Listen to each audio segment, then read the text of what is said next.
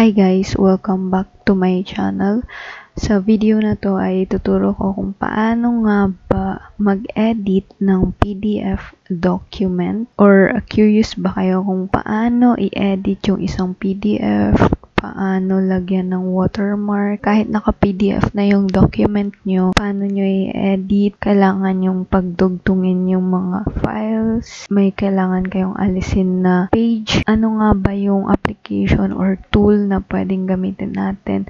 As long as may internet tayo, kaya nating i-edit yung document natin na naka-PDF. To start the tutorial, let's go to our browser. Type in I love PDF. So the most recommended tool or website that I use for editing PDF or Word documents is the ilovepdf.com na site, wherein lahat ng kailangan nyo ay nandito na.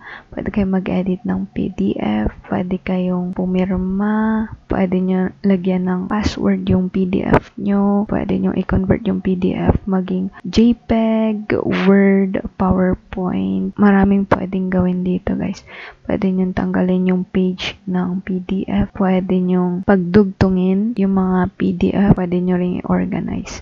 So lahat ng naiisip nyong problema or issues sa document nyo ay kayang-kayang isolve ni I Love a PDF site. Gusto ko lang i-share itong tool na to na maaring makatulong sa inyo. Gusto nating i-edit yung isang PDF. So, punta lang tayo sa PDF to Word under ng Convert from PDF para ma-edit natin yung document na gusto natin. Select PDF file. Click natin yung file na gusto nating i-edit.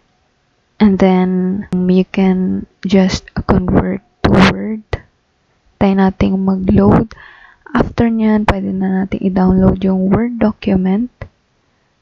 And, ayan, pag inopen na natin sa Word application, you can now edit the sample PDF na ginawa nating Word or Docs kanina. So, I hope guys nakatulong itong tutorial na to for editing or customizing your PDF or any documents that you have. It will be very helpful for students, teachers, or professionals, working professionals for their documents. So, it is fully free and you can use it as long as may internet access kayo. So, thank you so much for watching this tutorial, guys. See you again on our next video. Bye-bye!